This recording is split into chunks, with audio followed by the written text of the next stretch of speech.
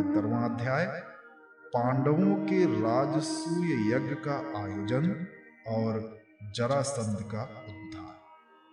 श्री सुखदेव जी कहते हैं, परीक्षित, एक दिन महाराज युधिष्ठिर बहुत से मुनियों, ब्राह्मणों, क्षत्रियों, वैश्यों, भीमसेन आदि भाइयों, आचार्यों, कुल के बड़े बूढ़ों, जाति बंधुओं, संबंधियों एवं कुटुंबियों के साथ राजसभा में बैठे हुए थे।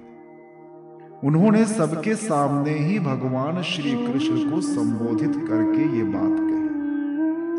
धर्मराज युधिष्ठिर ने कहा, गोविंद, मैं सर्वश्रेष्ठ राजसूय यज्ञ के द्वारा आपका और आपके परम पावन विभूति स्वरूप देवताओं का यजन करना चाहता हूं। प्रभु, आप कृपा करके मेरा यह संकल्प पूरा कीजिए। कमलनाभ, आपके चरण कमलों की पादुकाएं समस्त अमंगलों को नष्ट करने वाली हैं। जो निरंतर उनकी सेवा करते हैं, ध्यान और स्तुति करते हैं, वास्तव में वे ही पवित्र आत्मा हैं। वे जन्म मृत्यु के चक्कर से छुटकारा पा जाते हैं और यदि वे सांसारिक विषयों की अभिलाषा करें तो उन्हें उनकी भी प्राप्ति हो जाती है। परंतु जो आपके चरण कमलों की शरण ग्रहण नहीं करते, उन्हें मुक्ति तो मिलती ही नहीं, सांसारिक भोग भी नहीं मिलते।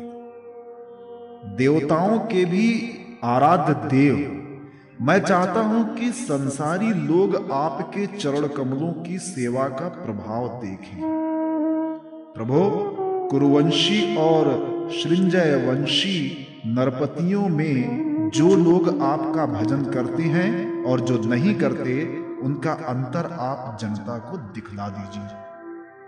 प्रभु, आप सबके आत्मा समदर्शी और स्वयं आत्मानंद के साक्षात्कार हैं, स्वयं ब्रह्म। आप में ये मैं हूं और ये दूसरा, ये अपना और ये पराया, इस प्रकार का भेदभाव नहीं है। फिर भी जो आपकी सेवा करते हैं, उन्हें उसकी भावना के अनुसार फल मिलता ही। ठीक वैसे ही जैसे कल्प वृक्ष की सेवा करने वाले को उस फल में जो न्यूनाधिक होती है, वो तो न्यूनाधिक सेवा के अनुरूप ही होती है। इससे आप में विषमता और निर्दयता आदि दोष नहीं आते। भगवान श्री कृष्ण ने कहा, शत्रु विजयी धर्मराज, आपका निश्चय बहुत ही उत्तम है। राजसूय यज्ञ करने से समस्त लोकों में आपकी मंगलमयी कीर्ति का विस्तार हो। राजन, आपका ये महायज्ञ ऋषियों, पितरों, देवताओं, सगे संबंधियों, हमें और कहां तक कहें समस्त प्राणियों को अभीष्ट है। महाराज, पृथ्वी के समस्त नरपतियों को जीतकर सारी पृथ्वी को अपने वश में करके और यथोचित संपूर्ण सामग्री एकत्रित करके फिर इस महायज्ञ का अनुष्ठान कीजिए। महाराज, आपके चारों भाई वायु, इंद्र आदि लोकपालों के अंश से पैदा हुए हैं। वे सब के सब बड़े वीर हैं। आप तो परम मनस्वी और संयमी हैं ही। आप लोगों ने अपने सद्गुणों से मुझे अपने वश में कर दिया है। जिन लोगों ने अपनी इंद्रियों और मन को वश में नहीं किया, वे मुझे अपने वश में नहीं कर सकते। संसार में कोई बड़े से बड़ा देवता भी तेज, यश, लक्ष्मी, सौंदर्य और ऐश्वर्य आदि के द्वारा मेरे भक्त का तिरस्कार नहीं कर सकता। फिर कोई राजा उसका तिरस्कार कर दे, इसकी तो संभावना ही क्या। श्री सुखदेव जी कहते हैं, परीक्षित, भगवान की बात सुनकर महाराज युधिष्ठिर का हृदय आनंद से भर गया। उनका मुख कमल प्रफुल्लित हो गया। अब उन्होंने अपने भाइयों को दिग्विजय करने का आदेश दिया। भगवान श्री कृष्ण ने पांडवों में अपनी शक्ति का संचार करके उनको अत्यंत प्रभावशाली बना दिया। धर्मराज युधिष्ठिर ने सृंजय वंशी वीरों के साथ सहदेव को दक्षिण दिशा में दिग्विजय करने के लिए भेजा। नकुल को मत्स्य देशीय वीरों के साथ पश्चिम में, अर्जुन को केकेय देशीय वीरों के साथ उत्तर में और भीमसेन को मद्र देशीय वीरों के साथ पूर्व दिशा में दिग्विजय करने का आदेश दिया। परीक्षित, उन भीमसेन आदि वीरों ने अपने बल पौरुष से सब ओर के नरपतियों को जीत लिया और यज्ञ करने के लिए उद्धत महाराज युधिष्ठिर को बहुत सा धन ला कर दिया। जब महाराज युधिष्ठिर ने यह सुना कि अब तक जरासंध पर विजय नहीं प्राप्त की जा सकी है, तब वे चिंता में पड़े। उस समय भगवान श्री कृष्ण ने उन्हें वही उपाय कह सुनाया जो उद्धव जी ने बतलाया था। परीक्षित, इसके बाद भीमसेन, अर्जुन और भगवान श्री कृष्ण ये तीनों ही ब्राह्मण का वेश धारण करके गिरिव्रज गए। वहीं जरासंध की राजधानी थी। राजा जरासंध ब्राह्मणों का भक्त और गृहस्थोचित धर्मों का पालन करने वाला था। उपर्युक्त तीनों क्षत्रिय ब्राह्मण का वेश धारण करके अतिथि अभ्यागतों के सत्कार के समय जरासंध के पास गए और उससे इस प्रकार याचना की, राजन आपका कल्याण हो, हम तीनों आपके अतिथि हैं और बहुत दूर से आ रहे हैं। अवश्य ही हम यहाँ किसी विशेष प्रयोजन से नहीं आए हैं, इसलिए आपसे जो कुछ चाहते हैं वो आप हमें अवश्य दीजिए। तितिक्षु पुरुष क्या नहीं सह सकते, दुष्ट पुरुष बुरा से बुरा क्या नहीं कर सकते, उदार पुरुष क्या नहीं दे सकते और समदर्शी के लिए पराया कौन।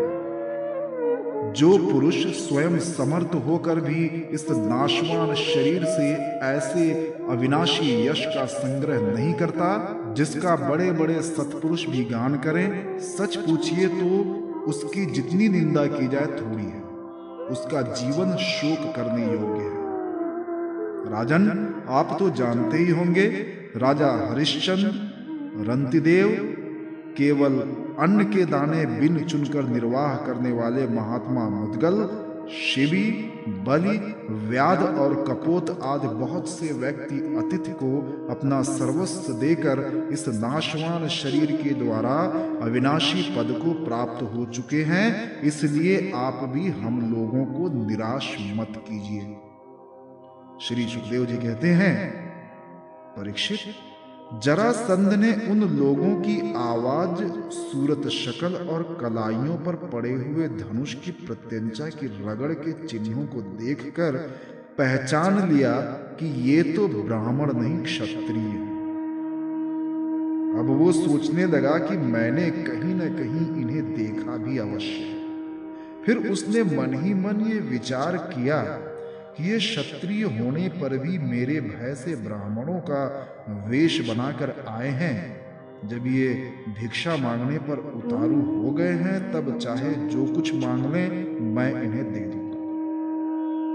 याचना करने पर अपना अत्यंत प्यारा और दुस्तेज शरीर देने में भी मुझे हिचकिचाहट न होगी। विष्णु भगवान ने ब्राह्मण का वेश धारण करके बलि का धन, ऐश्वर्य सब कुछ छीन लिया।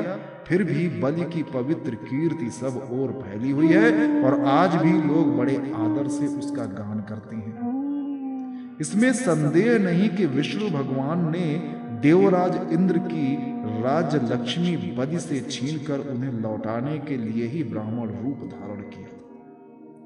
दैत्यराज बलि को यह बात मालूम हो गई थी और शुक्राचार्य ने उन्हें रोका भी, परंतु उन्होंने पृथ्वी का दान कर ही दिया। मेरा तो ये पक्का निश्चय है कि ये शरीर नाशवान है। इस शरीर से जो विपुल यश नहीं कमाता और जो क्षत्रिय ब्राह्मण के लिए ही जीवन नहीं धारण करता, उसका जीवन व्यर्थ है। परीक्षित, सचमुच जरासंध की बुद्धि बड़ी उदार थी। उपर्युक्त विचार करके उसने ब्राह्मण वेशधारी श्री कृष्ण, अर्जुन और भीमसेन से कहा, ब्राह्मणों, आप लोग मन चाहे वस्तु मांग लें, आप चाहें तो मैं आप लोगों को अपना सिर भी दे सकता। भगवान श्री कृष्ण ने कहा, राजेंद्र, हम लोग अन्न के इच्छुक ब्राह्मण नहीं हैं, क्षत्रिय हैं। हम आपके पास युद्ध के लिए आए। यदि आपकी इच्छा हो तो हमें द्वंद्व युद्ध की भिक्षा दीजिए। देखो, ये पांडुपुत्र भीमसेन है और ये इनका भाई अर्जुन है, और मैं इन दोनों का ममेरा भाई तथा आपका पुराना शत्रु कृष्ण हूं।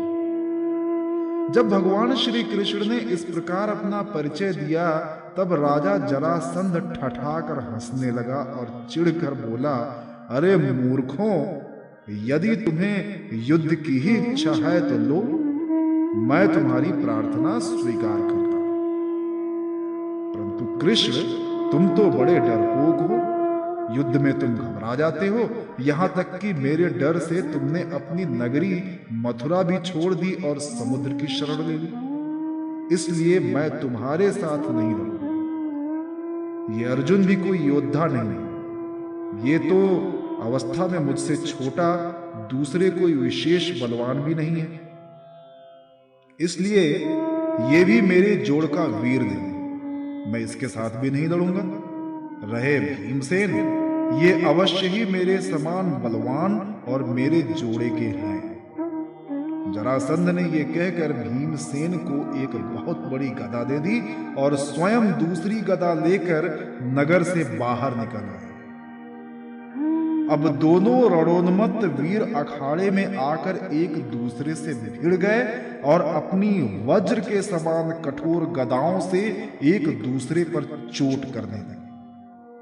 वे दाएं बाएं तरह तरह के पैतरे बदलते हुए ऐसे शोभायमान हो रहे थे, मानो दो श्रेष्ठ नट रंगमंच पर युद्ध का अभिनय कर रहे हैं। परीक्षित, जब एक की गदा दूसरे की गदा से टकराती, तब ऐसा मालूम होता मानो युद्ध करने वाले दो हाथियों के दांत आपस में भिड़कर चटचटा रहे हों या बड़े जोर से बिजली तड़क रही।